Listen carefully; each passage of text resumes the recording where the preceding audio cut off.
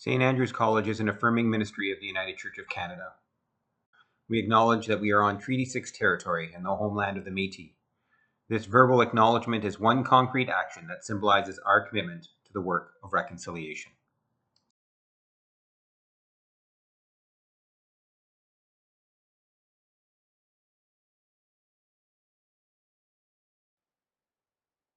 Well, hello, everybody, and welcome tonight on an evening where the light is still shining out there. I think this is our first year of intention event where we're actually still in the remaining daylight hours. So it's good to have you all here tonight. Lots of names in the participant list. It's great to see everybody. So this is our final webinar in our Year of Intention series. And tonight we've got another great event happening. We've got a panel of amazing parents who are going to be sharing their own life stories and sharing their faith, really, about the joys and challenges of raising trans and non-binary young people in these troubled and even, dare I say, dangerous times. So it's going to be a really special panel tonight. We're really looking forward to hearing from folks. Dr. Kayko is going to be moderating the panel and introducing the panelists to us. But before I turn it over to her, I'd invite us maybe just to take a few moments to get ourselves centered, to take a few moments of silence and to take a few breaths together, have a short time of prayer and also acknowledgement of the lands and the places and the treaties where we are. So let's just breathe together for a few minutes.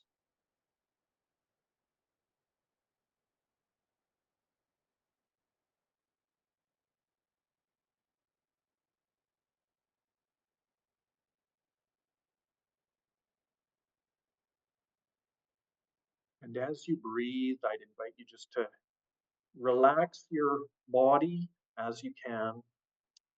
Maybe roll your shoulders a bit because it's been a long day, probably a busy day for a lot of folks. Just breathe deeply, and I'd invite you to imagine yourself as a tree. And imagine your feet growing roots out from beneath you. And as you breathe, you just feel those roots going down through the floor, going down into the earth that is starting to awaken as we come very near to the equinox.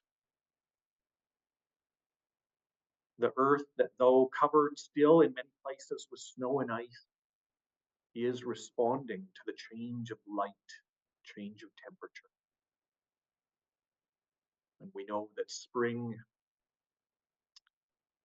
and spring's sister, resurrection, are both on their way.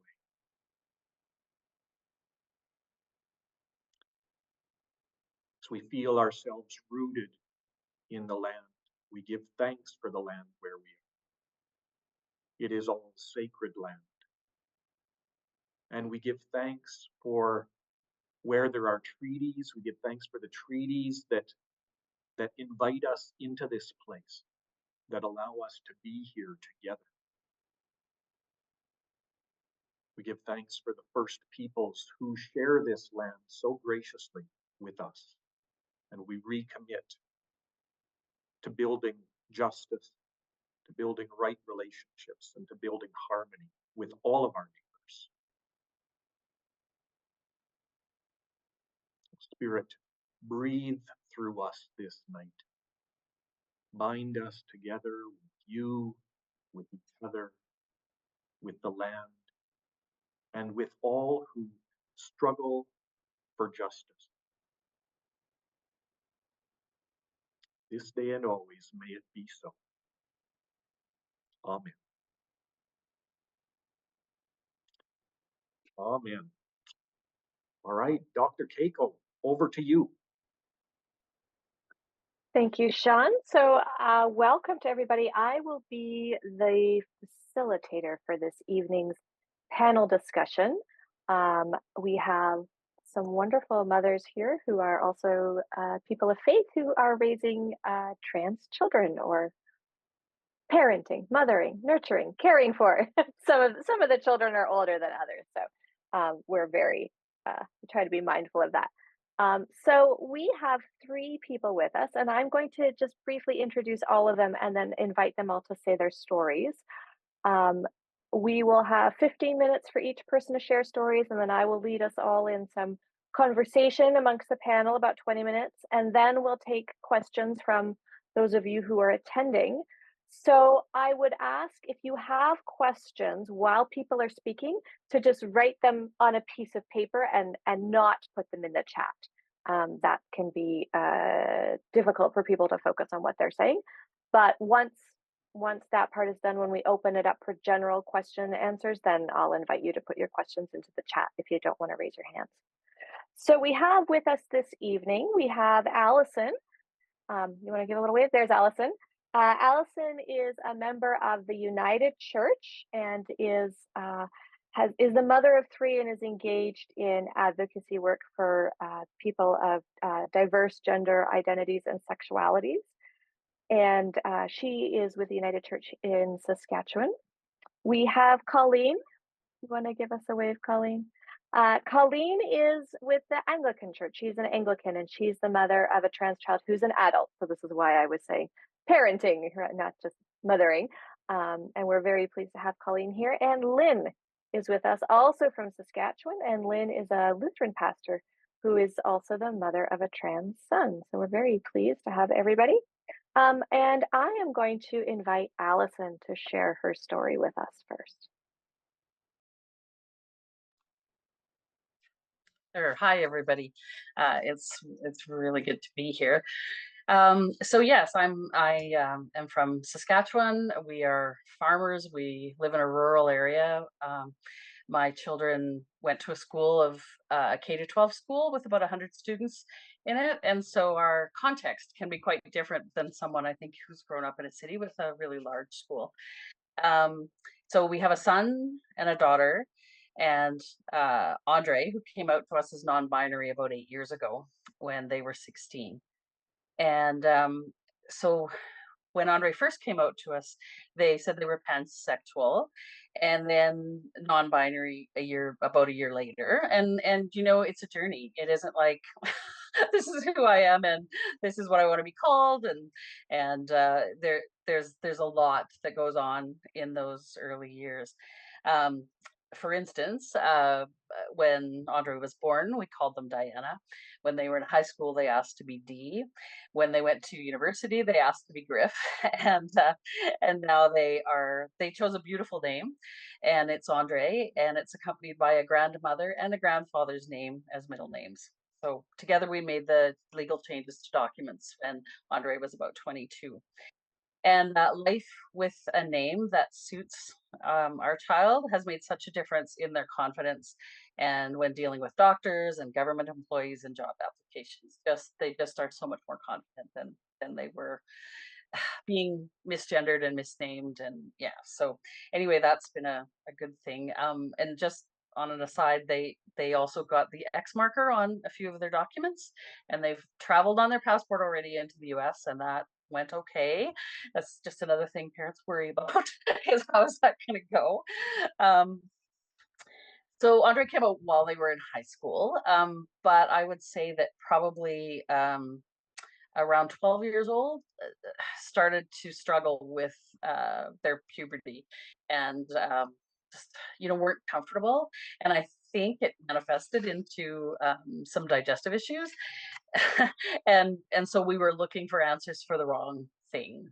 We weren't looking for we did a lot of physical testing first, and then sort of said, well, is it something emotional that's bothering you? No, didn't think it was that. And so it took quite a while for them to figure out what was going on and how they were feeling different from their peers. And as I said, it was a K-12 school. There was 8 children in their classroom, so you don't have a lot of economies of scale. You know what I mean? Like like they're probably the only one in that classroom, and yeah. So anyway, that's kind of how the coming out came. Um, during Andre is the youngest of ours, so had an older brother and sister that they were all involved in United Church activities, and did local events and provincial events and national events. And so as Andre grew up, sort of just followed in the footsteps. And when they were about 15, they were at a workshop in Ottawa or near Ottawa where they actually asked what everyone's pronouns were. And Andre was like, wow, like you can do that? Like you can say what your pronoun is? And it sort of opened up a whole world to like, what is this that you're talking about? And so we're very thankful for the workshops and just the radical inclusion that was given at that time. So that would have been about 2014. So about 10 years ago. So and actually our kids were learning, and we didn't know much about it until Andre came out, and then they were like, oh yeah, I heard about this.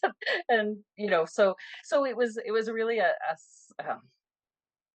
for our child, it was a good way to learn with supportive adults and peers around.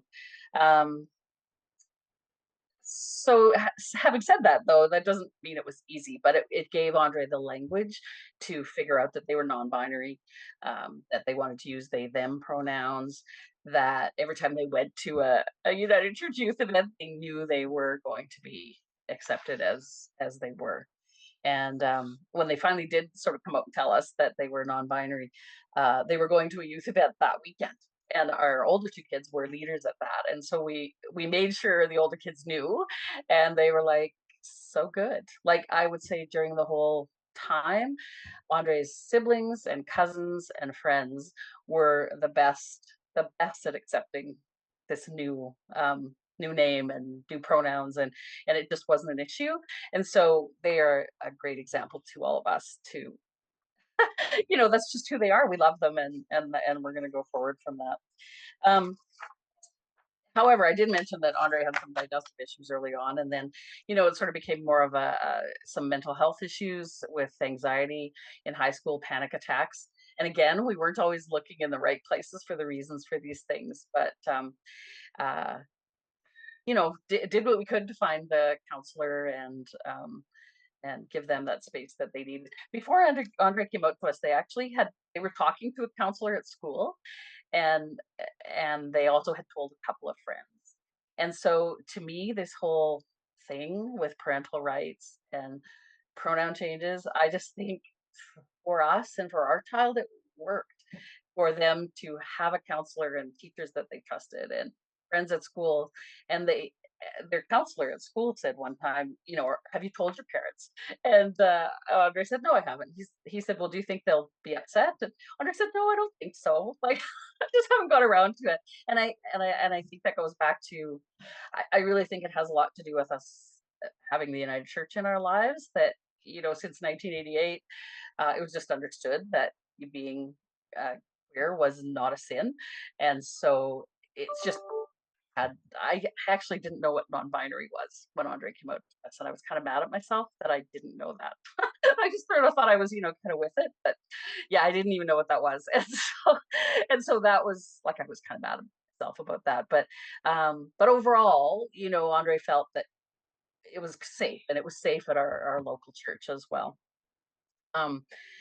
So yeah, that order of things, it isn't always parents first, right? Even though you're trying to help them figure things out, they're not necessarily telling you what it is that they're grappling with. Um so another thing that happened was I did all the things that parents are not supposed to do when your child comes out to you. Right away I started crying, and it wasn't that I thought it was wrong that they were non-binary. It was that I was worried for them.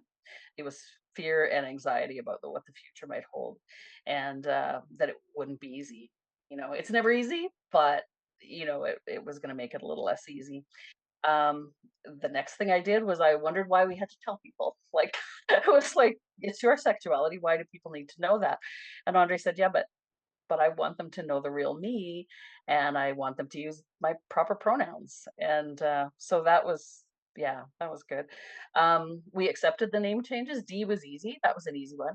It was, we struggled with pronouns a little bit. Just used the proper name for a long, long time instead of using pronouns. And it wasn't that we didn't agree with it. It was just resisting it, I think.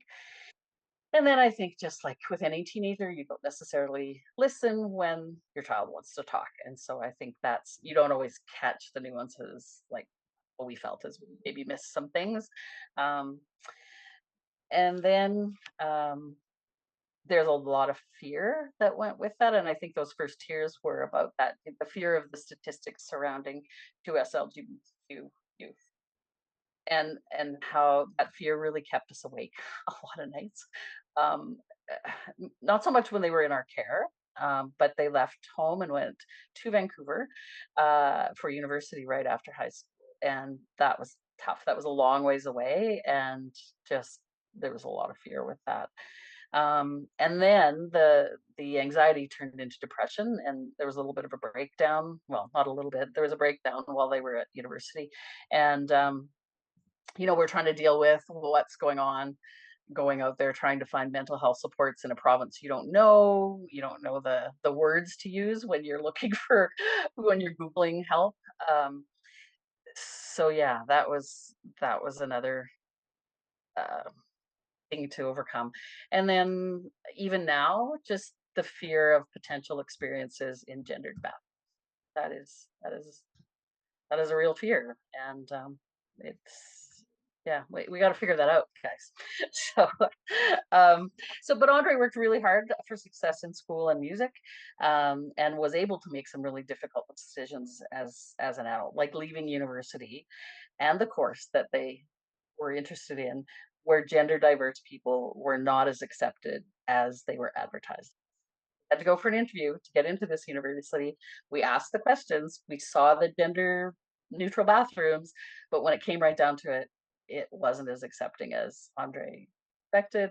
And then it was just hard to be. And they made that decision. They made a decision about where they were going to live after that, and it wasn't at home, even though we just wanted them to come home so we could take care of them. And then, since then, with employers, like setting boundaries and knowing what you can handle and what's right is good. And then also how much parents are allowed to meddle or not. Right? So that's been a learning experience, because you just want to do everything that you can to help them succeed, but sometimes they just need you to stay put. So um, another thing that changed in our journey was about Andre's 26 now, so it must be 3 or 4 years ago. They were diagnosed with ADHD, and so being assigned female at birth, that is often missed, and yeah, and so they were diagnosed, and that made quite a difference with the depression medication. Like there's different medications to deal with that, and so that's been a really good thing. In a way, like you don't really like a diagnosis like that, but it gave us a path forward. It became clear what some of the reasons were why things had been dealt with the way they had, or the stresses that they were under. Yeah, and so that was a good thing, and that was from the help that they'd got through psychiatrists and counselors. Yeah. So I know I was supposed to talk about our faith journey, and I did talk a little bit about us being United Church people. Like I'm a cradle United Church person, and my grandmother was there when the union happened in 1925, um, and that's who I am. My husband was born and raised Catholic in a Catholic community that had been settled by Roman Catholics. Um, and yet he was the one that was first able to use the new name and the pronoun, and be very protective with his friends and his sisters who you, the outlook is just different. Completely different way of dealing with gender issues growing up, but very open. And yeah, so in our family it was never considered a sin to be queer. um and so I'm glad that as parents we were able to come together and support our child. Um, Yeah, so our region, like a 40-mile square region, is steeped in Catholic dogma and then sprinkled with a good dose of fundamentalism in the past few years. So it's a pretty conservative area, um, and so that's and a challenge, but it's a challenge for everybody. So um, one thing we found out was that not all United Churches are affirming, even though 1988 we said we all were. It was a bit of a top-down movement, and not every congregation picked up mantle and ran with it. And so, in my head, I thought all United Churches were affirming. I didn't know there was such a thing as Affirm United at that time, but at the time that Andre came out. But we found out when Andre went away and tried to join a church in North Vancouver that wasn't accepting of their pronouns and those sorts of things. And I think that's maybe what started us on our journey then here in our town at our United Church, which is about 100 active members. We went on the journey of becoming an affirming ministry and just got that passed, and we had our celebration on Sunday. But I can see how churches can be a scary place for trans people, the non-binary people. And even though you promise, like you work and you promise and you try to train your members, you are always afraid that someone will walk in the door and not feel welcome us again, like to the church again. And so it's an ongoing long-term project to be an affirming faith and yeah, to trust, for people to trust. So yeah, I don't really have much else. Just we I guess our responses over the years have been to people who don't quite know what to make of us, and all the time that Andre was coming out, figuring things out, dyeing their hair, wearing clothes that other girls weren't wearing. um we were pretty quiet and people were pretty polite. Nobody really said much. But in 2018, I was invited by CBC Radio to do an article about being a parent of a child, and they it was great. I wrote the article, Andre approved it, they edited it, and it came out, and it was really quite well received, and people saw it all over Canada. And then there was radio interviews and things after that. And the thing about that is that it was a coming out for us as parents. Yeah, because it told our story all at once. It was like, if you want to know what's going on, this is what it is. And so I didn't really realize it was going to be like that, but it was a good thing. And so our responses to people who don't quite know what to make of us, there are three of them. One of them is that we share our truth with friends and family that we trust. The second is that we matter-of-factly respond to questions about what gender our children are, as that's a topic of conversation with new people that you meet, and my husband said, well, we have one of each, we have three. And, anyway, he just jokingly said that, but it kind of works, and then it opens the conversation, right? And then if they want to know more, we ask, and lots of times people don't. They're just like, oh, and they move on. And the third thing that we've had to do is distance ourselves from those who use the Bible as a weapon and an excuse for hatred and misunderstanding. And that's tough, friends you've had for years and years and years, and you just can't be there. Yeah. So we're slowly, quietly becoming advocates for change and understanding. We're trying to create safer spaces in our community.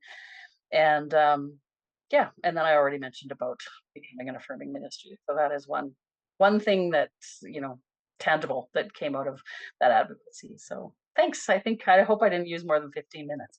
That's wonderful. No, thank you so much, Allison, for sharing. I already have lots of things I want to talk about, but no, I would love for us to hear from Colleen. Thank you, everyone. Thanks, everybody, for coming and for inviting me to be here. My story is a little different than Allison. My child is an adult child, and they came out as transgender, non-binary in the early 20s. They had come out to me before about liking women instead of men. My child was born female, but is transgender, non-binary. Both the times where I was told of these things by my child, whose name is Jillian James, and they too changed their middle name because they're very proud of their given name of Jillian. but changed their middle name to James, which is interesting because had Jillian been born male, their middle name would have been James at that time. And they didn't know that. And that's the name they chose. So happy coincidence. I was never surprised when Jillian spoke to me. It was just like, okay, thank you, good. And we carried on. And whatever the kind of support that Jillian needed and wanted, it was provided. Jillian came out first, probably, I don't know in what order, but myself, their siblings, and their very close friends. So it was safe places and was accepted all across those places. And that's been, for the most part, I think, very good for Jillian. Interesting, Alison, that you said that your husband says, I have one of each, because that's what I always say too. And I love to say that because then people's faces, like, it takes them a minute to figure it out. And then I like to say, would you like me to tell you what that means? And it does. It opens up the conversation. So I have one of each, transgender, non-binary, a son and a daughter. So I feel very fortunate to have all three of those children in my life. So yes, when Jillian told me, Jillian plans things out themselves and gets all the information and every aspect, and then makes the choices and go forward. So when Jillian came to me and said, Mom, I'd like gender affirming surgeries. I need you to go and talk to psychiatrists about this so that I can go through the hoops of getting the I don't like the word diagnosis, but anyways, of gender dysphoria, because that's what you needed to do in order to get blah, blah, blah. Anyway, long process. So I just went, sure, that's great. Let's do that. So our journey has really started there because parenting Jillian when they were younger, I always wanted to parent my children for who they were. And so that didn't matter what it was. What were you interested? What did you want to participate in? How did you want to dress? None of that mattered to me. If they could tell me what it was they wanted to do, then they could do that. So I don't know what it would have been like if Jillian had come out earlier and what that would have been. I have no idea, but so I can't talk to that. That's not our journey. I do want to say that lessons learned, that even though in our household and in our family we have people in the I'm going to use the word queer community. I'm sorry if that some people don't like that. I find it easier, so that's my instead of the letters and numbers. And so we talked about it very openly from birth onwards, that this was normal and there was other ways of being in this world. And I wanted it to be that way in case it's hereditary, genetic, in case this happened for one of my children. And even with that openness, as much as I thought it was open, it was still very difficult for Jillian to tell me when they first came out and said they liked girls. And that was done in the middle of the night with, I could tell, fear and trepidation. And that's not what I wanted. I don't know how else to do it differently, but I hope that perhaps it was a little bit easier, that they would understand that I would love them no matter what. But it was still hard for them to come out. Anyway, that was one of the lessons learned at that journey. So our journey together, really, which we've been doing hand in hand since Jillian is said they are transgender, non-binary, and wanted gender affirming surgery. And so we have been trying to plow down the roadblocks. They're not hoops to jump through. They're absolute concrete walls to get these kind of surgeries, medical help, understanding all of this, the mental challenges, and it is incredible. So that has been our journey together. In 2015, Jillian put in a human rights complaint, and that took 7.5 years to be resolved. Happily, it was resolved in, I believe, November of 2022 in our favor. The rights of transgender people and gender affirming surgery is better. It's getting better. It still has lots of ways to go, but since that time when Jillian asked for it and it was denied, to now is great. And we still have a lot of work to do, but it's a step in a really good forward motion anyways, in my view. So that has been something for us. And along that journey, what I've learned as well is to say my direct thanks and gratitude and acknowledge those institutions and people who have been affirming along the way. So thank you to the Saskatchewan Medical Association for years back, passing resolutions that went to the government and the health saying, you need to be doing this gender medical things, a variety of things. So that was wonderful. That was before we even did our human rights, and that really helped us along. Every time I go into a place that has non-gendered washrooms, I tell as many people who work there, thank you, how about that? When I see where you could have non-gendered washrooms, I go and I talk to whoever I can to say, have you thought about, could you do this? You know, it's really hard. So it's those kind of things. Here in Saskatoon, the community clinic is the most amazing place in the world with doctors who are so affirming and welcoming, and they really know what's going on. So there's those places. And so if people can find those little places to sort of help you as you trudge along in this journey, then it's really, really helpful. So when Jillian was denied access to gender affirming ministry to be paid through the Saskatchewan government, that's when the human rights complaint went in. And so we were working through the process. And then one day I had a phone call and Jillian was in not a good place. And it wasn't the first time. And so when I went to them, I said, that's it. We're not waiting anymore. I don't care how much it costs us. We're going, we're paying for it, and we're doing it now. And I thought, to heck with anything else, because my child was in such need for their body to match who they are inside that it was really tearing them apart. And I wasn't willing to allow that to happen anymore. So I am thankful that we as a family were in a place to be able to pay for that. And not everybody has that ability. And that is very sad. And it was very hard for Jillian to go and do that because they recognized the inequity in that. And Mom, it's not fair that I get to go. But what about my friend who wants the same thing and don't have the resources? Almost didn't go because of that inequity. It was so strong in them to hold firm for everybody. Anyways, we did. We went to Mississauga, had the gender affirming surgery. Jillian had their breasts removed in the way that they wanted. I learned lots about the different ways you can have your breasts removed in case anybody's really interested. And I think the biggest joy for me and blessing was for me to be with Jillian during that process. And after the surgery was over, a couple of days later, we had to go back to the surgeon so that they could check to make sure everything was in good order and things were draining properly and all those kind of things.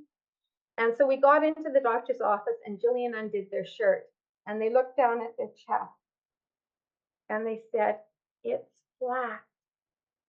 And the utter and most wonderful joy, that's how I read it, joy at my body matches me, finally. And so Jillian doesn't have to wear a binder. Jillian doesn't have to wear 3 shirts anymore to disguise. Jillian just go one shirt. Jillian go to the pool. I mean, oh my goodness, for me to experience that with them, to finally everything came together. It was amazing, absolutely incredible, amazing. So that's my biggest story, and I love. And Jillian is still determined to work for the justice of all people for what they need, and I'm very happy to work with them along the way. One other lesson learned that I would like to share is that these individuals need an advocate. They can't do it on their own. There is so much mental stress and challenge just figuring themselves out in the world and how to be in this world that others them, let alone having to fight against the injustices of these worlds. So if you have somebody that you know of, please take their hand, find out what you can do. So Jillian's friend found out what are the forms that I need to do in order to change my names properly. And I would take the forms to Jillian and we would fill them out together and send them in. It was too much energy for Jillian to do that process. So anything that we can do to lessen that load on these individuals, the better off they're going to be and we're going to be, because I have learned so much and so thankful for this journey that I've had with my child. So I know it's supposed to be termed of faith-based ideas. As Sean and I were talking about this, I don't really think about it as my faith. I'm a mother. This is my child. I love them. End of story. But I have to also recognize that I was brought up in the church and in faith. That to me, the message I received, God loves all people unconditionally. We are all God's children, and there is no difference. And so I think that has bolstered and kept me through all of this as well. I have to say, I get really annoyed with religious institutions, and my own included. The exclusion that happens, the judgment that happens, the non-inclusive language. Oh my goodness, people, we are not just brothers and sisters in Christ. Please, we have just left out a whole slew of people. So let's use words like siblings and God the creator and the lover and all those things. And it makes it easier for me to really be fully present in my religious institution that I go to. If we can do that, it's a simple, easy thing that welcomes all people. So I think that's all I wanted to share. Thank you very much for listening and for the time. Thank you so much, Colleen. I get a little teary there with your story in a good way, tears of joy. So thank you. Lynn, I'll invite you to share your story now. All right. So I'm going to start off by just sharing Robin's gender journey, because I think, as already has been shared, this journey is not static. And Kayko, we haven't talked for a while. My trans son is now my genderqueer kid. All right. So Robin's gender journey.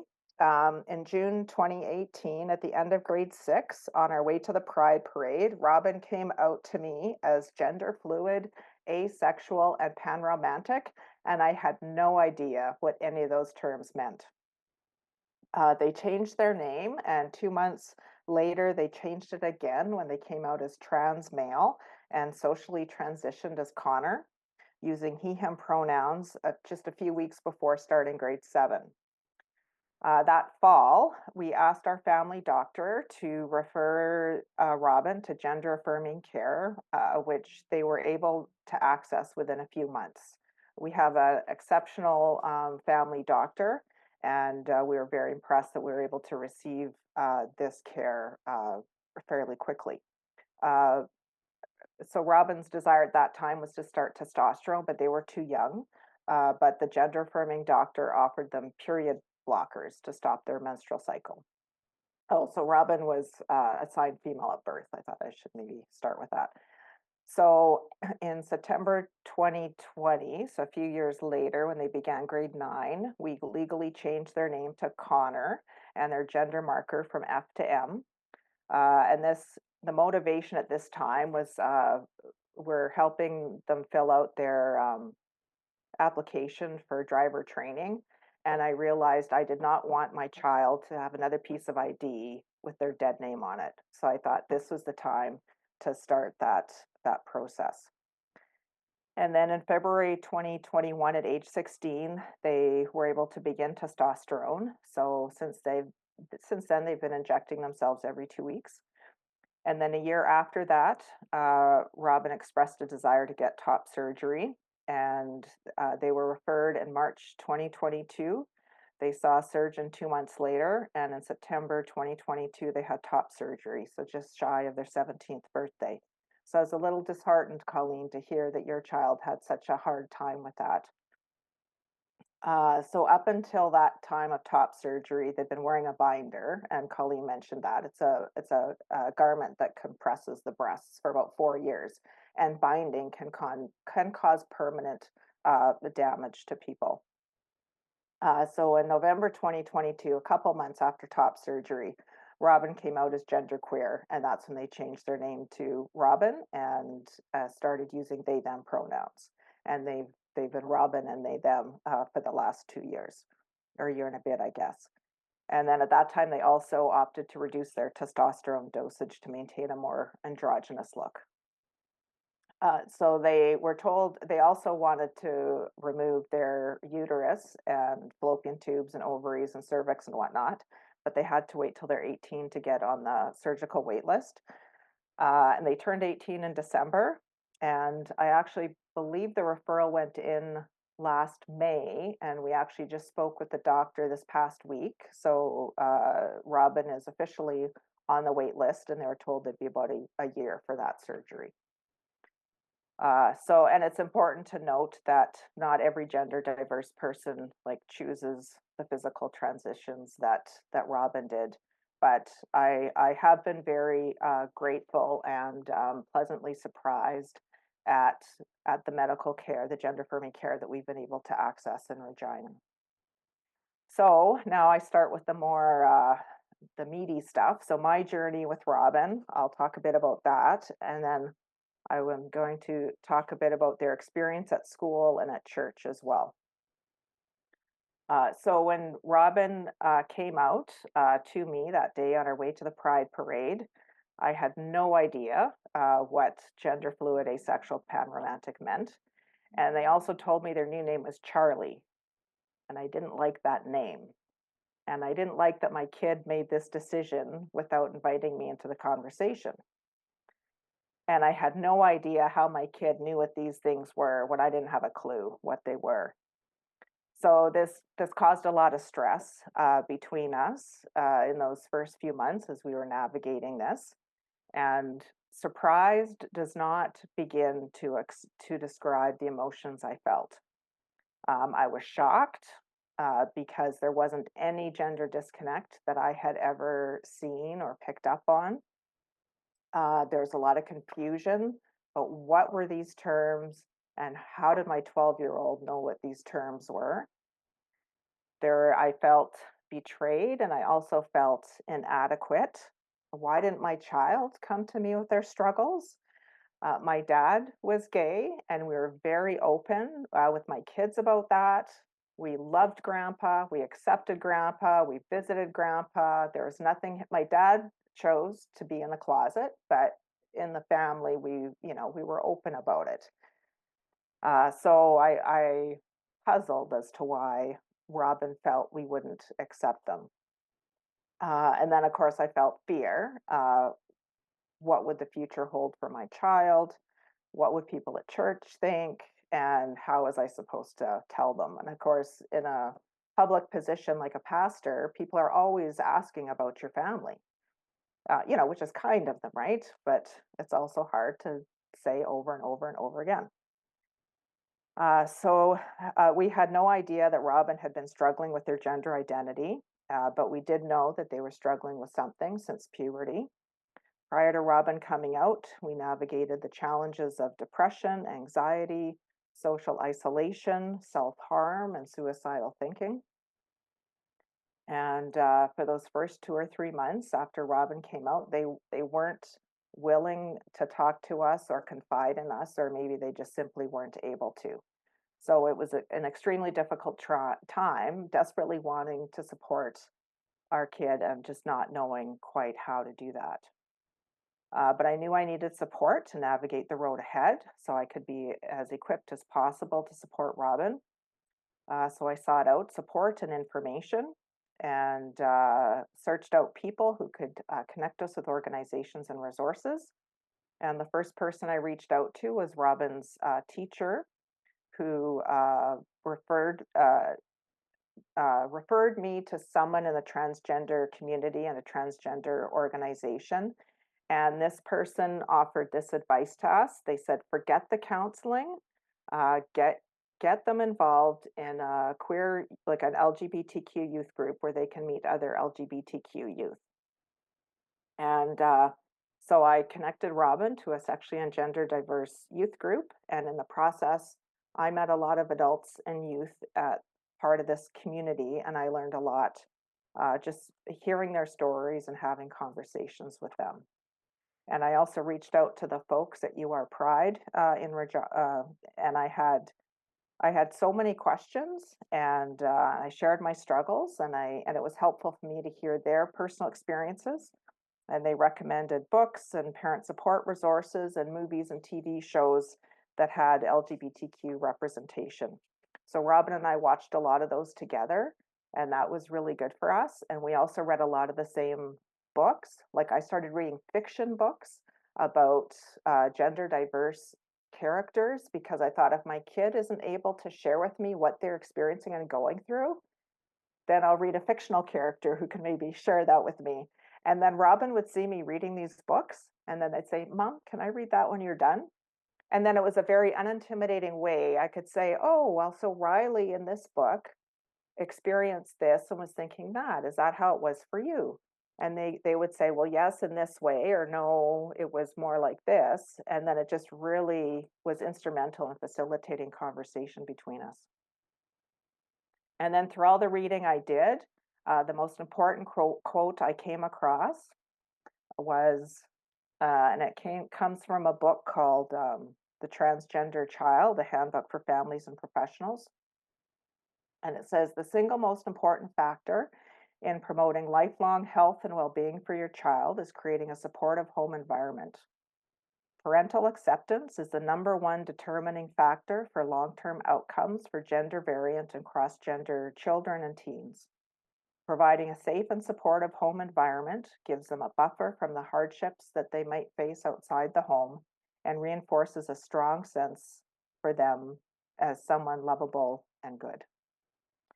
So after I read that, there was no question that I would move heaven and earth to support my child. And as I demonstrated support of Robin's outward gender transition, they began to open up to me.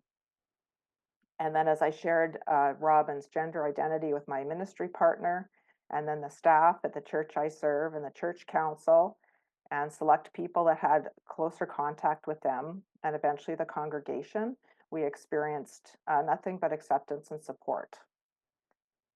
And then 4 years later, there was a second coming out, because whenever our kids come out, us parents have to come out. I mean, no, we don't have to, but when people ask you about your kids, right? And this did feel a little more challenging because people aren't as familiar with what genderqueer means. And but it did provide an opportunity for some education. Congregational members were, on the most part, very good at remembering when Robin was using the he, him pronouns as Connor. And I do notice it's more challenging for them to use they, them, and they often fall back on he, him. Sometimes they correct themselves, sometimes they don't. I don't bother correcting them because they're using the correct name and I believe that they're trying. So for school, Robin initially came out at the end of grade 6, and then just before school started, I sent an email to the administration, and then within 24 hours, I got an email back, and they had invited me to a meeting with the school administrators and guidance counselor and school superintendent. And they all advocated for Robin's name change and choice of bathroom use, and introduced us to a Minister of Education document called Deepening the Discussion that advocated for education and the rights of sexually and gender diverse students. But what I thought was an excellent document, unfortunately, has recently been changed since the fall, since the government's recently policy change on pronouns. And then Robin and I met with their grade 7 teacher, and we discussed how to share this information with Robin's classmates. And Robin was asked to name 2 safe people that they could go to if they're ever bullied. And I'm happy to say that Robin never needed to use those people. So I really experienced the school system as going above and beyond for Robin to feel safe and accepted. And their high school years have been equally affirming and full of involvements in band and choir and musicals. And they're also an honor roll student. And I've been very proud of how our church family has accepted Robin and their gender transitions. And I believe that that acceptance has helped Robin experience, that Robin has experienced and has helped them embrace their faith and their church family. And the Bible reading that Robin chose as her confirmation verse, I think reflects their firm belief that they're a child of God. And it's from Isaiah chapter 64, verse 8. Still, God, you are our parent. We're the clay, and you're our potter. All of us are what you made us.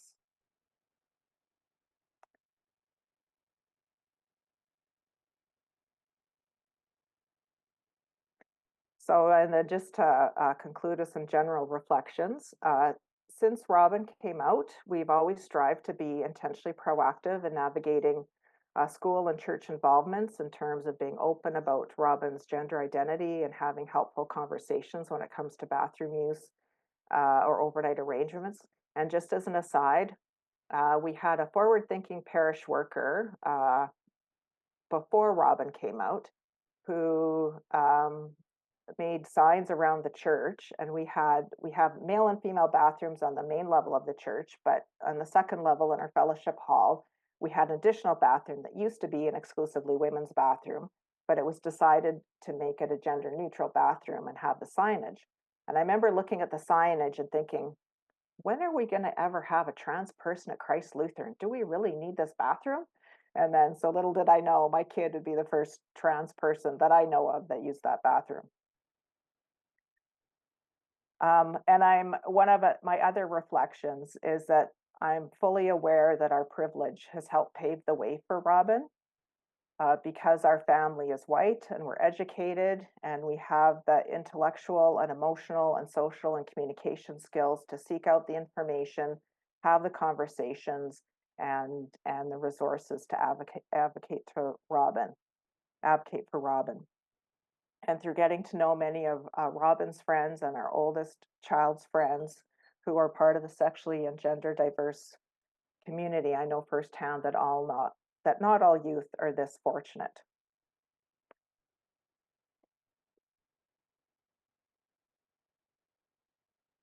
So Robin has come a long way in the last 6 years, and so have we as a family. And I've met many inspiring people in the sexually and gender diverse community in Regina and this province. And through this community, I see a community that loves and supports each other and is committed to making the world a more inclusive and accepting place, not unlike what we are striving for within the church as well. And as I've journeyed with Robin, I've also discovered that I'm not invested in my kids' genders. I don't care what gender they are or aren't. What I care about is that I have a good relationship with them and that they feel loved and supported and that they're good and kind people contributing to the world around them. And that's our story. Thank you, Lynn. Thank you, everybody. I want to give you all big hugs. So there's a lot of different things that I've heard, and I'm probably going to circle back to quite a number of them. But one of the things that I've heard has to do with the challenge of parenting a child who's trans or non-binary when the system generally is hard to navigate, and the advocacy work that needs to be done, and the sort of mothers are vigilant over our children to begin with, but there's kind of an added level of vigilance, of fear I've heard some of you talking about. And I'm wondering if any of you can say anything about how your faith might have sustained you through this process, because it's not easy, or if there's other things that you have found to be sustaining, to give you the strength to go out and fight again, and the strength to let go when you have to let go, and to navigate the whole system. And you can just unmute and just jump in.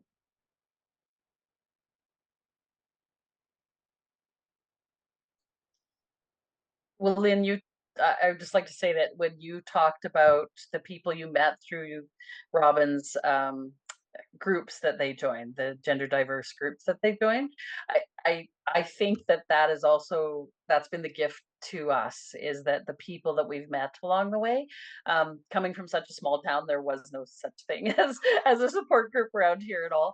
And actually, Andre ended up going 30 miles to the next town and doing grade 11 and 12, so that friend group kind of expanded a little bit. So they found people there who were on the same journey, and we found those parents. And then as we met people through these church groups that we talked about, like we met some of the ministers or some of the youth group leaders, and yeah, that part has been a gift. I think is the other people that you meet who are sharing the journey or in there already. And for us, I think that was a really big thing that sustained us. And that you go on the next day and you try and make things a little better for the people that are there, because I keep thinking about if for our child, they had the support of the parents, they had the child of this or they had the support of the church, they had the people, like grandparent like people in the church that were just like, oh yeah, hello, and just kind of smiled at the new color hair or whatever. And I think that was what made me want to get involved in the local pride group and to start the affirming, because I thought not every child is as lucky as ours was to have those things. And Andre says that themselves, that I'm under no illusion that it could have gone quite a bit differently than it did. Anyway, that's that. It's the people, it's the community that you meet, I think. And I've discovered, in terms of faith sustaining me, there's been a definite shift in my faith towards a social justice focus, which I did not feel a strong call to before Robin came out. But since learning more about the gender and sexually diverse community and being directly involved in advocating for Robin and having those conversations and educating myself, and then I've also seen, we went to where we live, we went to I think it was shortly after the unmarked graves and Kamloops were found, and we went to a rally type thing, and we saw so many people from the gender and sexually diverse community, and I looked around and I didn't see anybody I knew from the church community. And that's when I realized, well, when I had this reflection that minority groups really stand up for minority groups, and us people who are white and privileged don't always do our part. And it just motivated me to just educate myself further, and just motivated me to be more social justice oriented and educate myself in that way. And then my faith has also sustained me. Well, just this, I mean, Jesus' example. And then that's the whole social justice angle too. I mean, Jesus was there with the marginalized and the vulnerable, and that's what the church is called to do as well. So yeah, thanks. Colleen, did you want to add anything? No, you want to pass. Yeah, thank you from that. Well, so this is a bit of a follow-up question. My experience with my own child, we live in Alberta, and so we're facing same policies as Saskatchewan, some stricter policies than Saskatchewan, and a lot of Christian fundamentalists have been very active in sort of getting these policies into place and shutting down discussions around sexuality and gender diversity. And so my own experience is that my child has kind of looked at the church, and she's never had a bad experience in church. She's always been welcomed. But yet when I say Christians, she just kind of goes, stay away from me.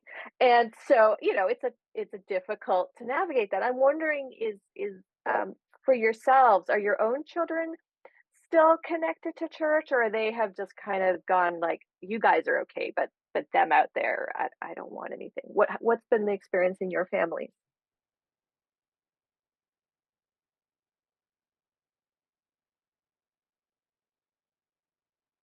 I can answer that very quickly. When my children could choose not to go to church anymore, they pretty much chose not to go to church. They do come if I ask them to, or if there's some special occasion, they will. So they still have that grounding in our Christian faith, such as it is. And I don't think it's because of necessarily exclusion. I mean, there's some of that probably keeps them away sometimes, but there's things beyond just that keeps my children from not being part of the church community on a regular basis. Mm.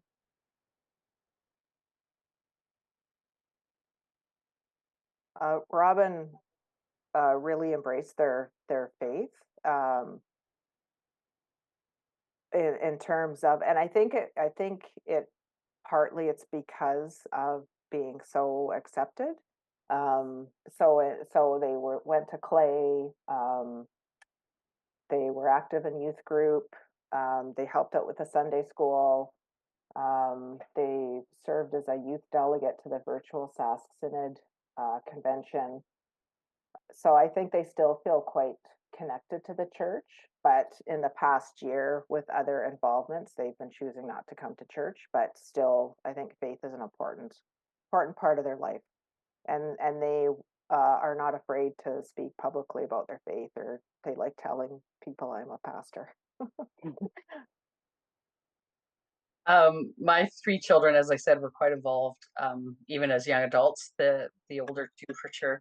But I wouldn't say that they attend regularly now. Our daughter probably stuck with it the longest and led youth group and things till she was about 28.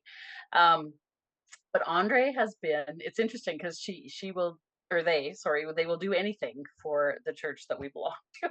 Like on Sunday, we had our affirming ministry celebration. Well, they came back and did a reading, and they were happy to celebrate with us. But otherwise, I don't think in the city that they live in, they're involved in a church. But church people are some of their favorite people, because of the connections that they have. And like Colleen said, it isn't necessarily to do with exclusion. It's to do with, is the church relevant to young people these days? Are you doing things that are relevant, like social justice work and sort of things? So yeah, it's an interesting, times. It's interesting times for young people. Yeah, Can I for just sure. say Yeah. though that even if somebody, like you're saying, it's not relevant, but if somebody can't see themselves in the way that we present our faith and the way we talk about it, if they can't see themselves to be part of that or be included in that, why would you come? Yeah, thanks, Colleen. I think that was something, because last Sunday, the church we were attending last Sunday was close to Pi Day. No, Sunday before last was close to Pi Day. They had a service for Pi Day, so public, intentional, explicit. And they were there for that. And they said, wow, this is amazing. I go to church and I know they're affirming and I know they love me, but to have this public, intentional, explicit, get up there. The sermon is about welcoming trans people, the songs, the hymns, the prayers. It's like you said, Colleen, it's not like they've ever been in a place that it's exclusive, but to be in somewhere that's explicitly inclusive of them makes a big difference, really makes a difference. And of course, then, as parents, we also feel like, well, we're welcome as well, because there's always that connection there. I have so many questions, but I guess here's a question that I think I'd like to hear from you on. So a lot of provinces now have these various policies on pronouns in schools, and whether or not children's pronouns should be shared with their parents, mandatory. In Alberta, we're having discussions of blocking hormones for anybody under the age of 18. And I'm wondering, in your opinions, what is the role, or what should be the role of the church in relationship with these government policies? Is this, something churches should be active about? Is it something churches should step back on and let it, not let it happen, but let citizens kind of take the lead? What are your thoughts on all of this?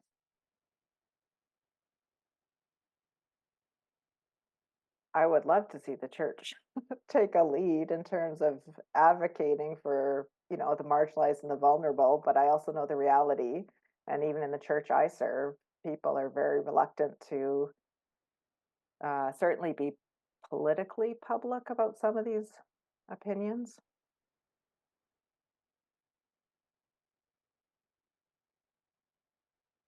I agree with Lynn.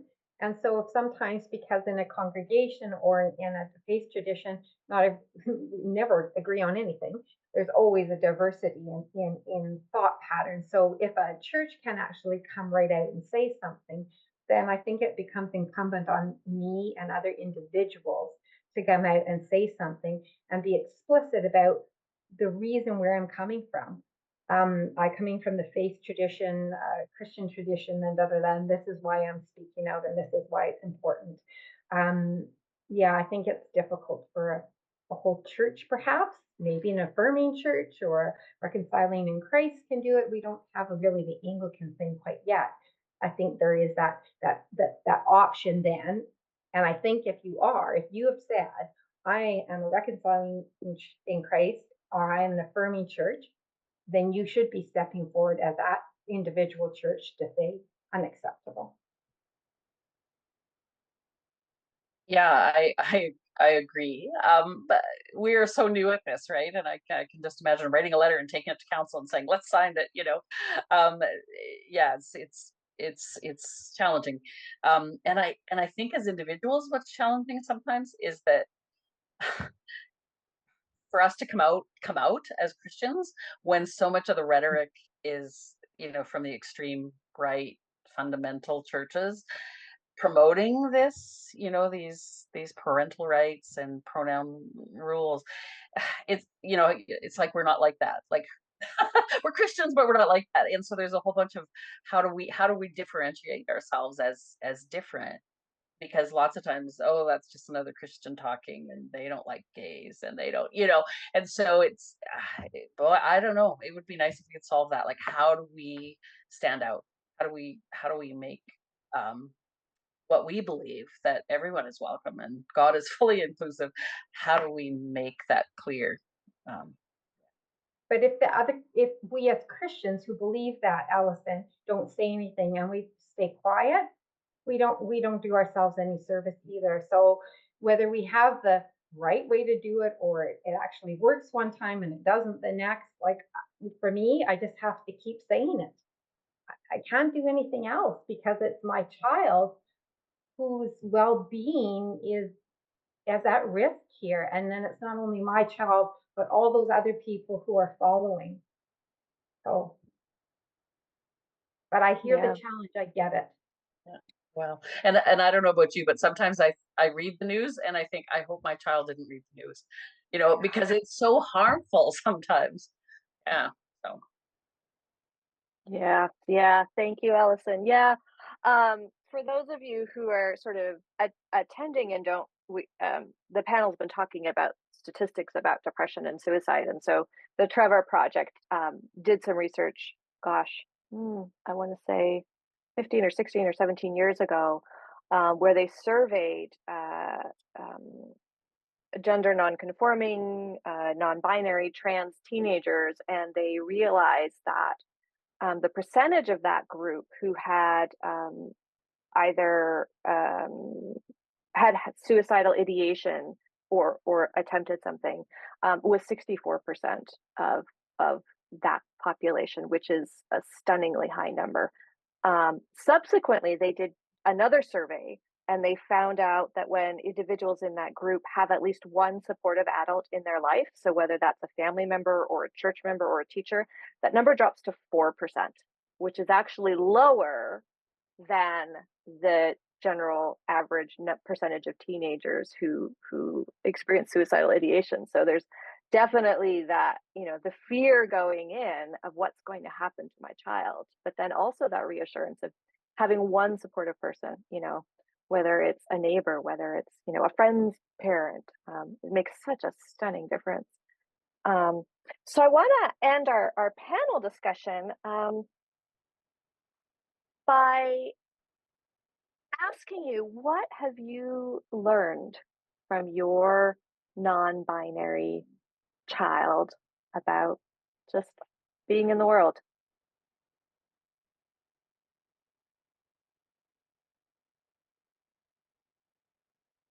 The only way you can be in the world is to be yourself. And Jillian stands very firm and solid for most part. And I'm sorry, Lynn, to interrupt there. Be yourself. That's the only way you can be, because you can't be anything else. So share that with the world. Share those uniquenesses, and then people will share that back. And we're going to have then a colorful, bright, interesting world if everybody can come to the table. I've since like watching Robin's figuring out their gender, and now that they're have understand themselves as gender queer, it's been refreshing for me to have the male female binary kind of explode or shatter, and it's been refreshing and beautiful, and yeah, just through Robin, they've opened me up to this world of sexual and gender diverse people who are, I strive to be them in being non-judgmental and accepting, like regardless of a person's appearance and gender expression. And it's been beautiful.